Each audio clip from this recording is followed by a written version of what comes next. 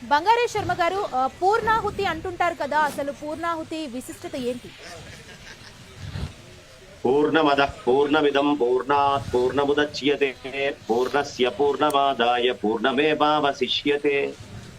ఈ స్వామికి అగ్నిహోత్రుడు 7 రకాలుగా ఉంటాడు. ఆయనకి సప్తజిహ్వ అనేటటువంటి పేరు.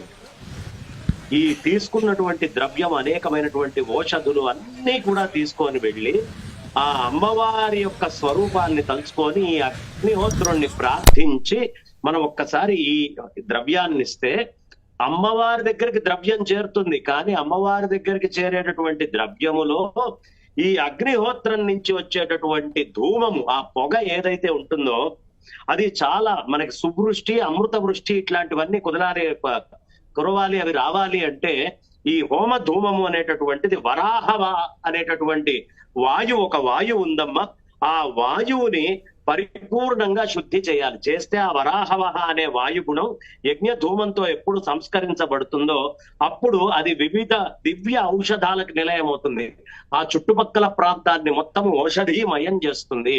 కాబట్టి ఈ పూర్ణాహుతి అనేటటువంటిది పరిపూర్ణంగా నిరాకారంగా ఉన్నటువంటి ఆ తల్లి మొత్తం విశ్వమంతటా నిండి ఉన్నటువంటి తల్లికి మనం విశ్వమంతటా ఇవ్వలేం. కాబట్టి ఈ అగ్నిహోత్రంలో నుంచి ఒక అంశగా తీసుకొని ఆ తల్లికి గనక మనం ఇచ్చినట్లయితే ఇప్పటిదాకా చేసినటువంటి ఏ మూల మంత్ర జపం అయితే ఉందో, ఏ తర్పణాలైతే ఉన్నాయో అవన్నీ కూడా ఈ ఈ తీసుకొని వెళ్ళి పూర్ణాహుతి వేయటం వల్ల పూర్ణత్వము లభించి ఏ వ్యక్తి యొక్కైనా ప్రపంచంలో దేనికైనా స్థూల సూక్ష్మ కారణాలని మూలుంటాయి.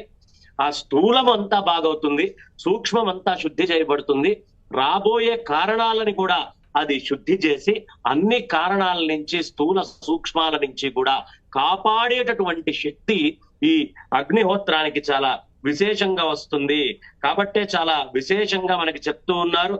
ఆ గృహమేధా ధూపయ అని యజ్ఞధూమంతో శుద్ధి అయినప్పుడే జీవకోటికి మొత్తానికి భద్రత ఉంటుంది అని వైదిక ధర్మం మనకి స్పష్టంగా తెలియపరుస్తోంది. అందులో వాడేటటువంటి ద్రవ్యాలన్నీ కూడా ఓషధీమయమై ఏది ఎన్ని పాళ్లల్లో ఎలా వాడాలి అనే ప్రతి దానికి ఒక లెక్కతోటి తీసుకొని చక్కగా ఆ ఆవు యొక్క ఘృతాన్ని, ఆ నెయ్యిని తీసుకొని వచ్చి ఈ ఓషధులతోటి కలిపి ఆ అగ్నిహోత్రుడిలో వేయటం వల్ల ధూమముతో అందరికీ మేలు జరుగుతుంది. చేసినటువంటి వాళ్ళకి విశేషమైనటువంటి ఇబ్బందులు, కష్టాలు ఏవేవైతే ఆగకుండా వాళ్ళకు వస్తున్నాయో వాటన్నిటి నుంచి కూడా దూరమై సమృద్ధిగా ఆయురారోగ్యాలతోటి అన్ని బలాలతోటి ఉంటారు.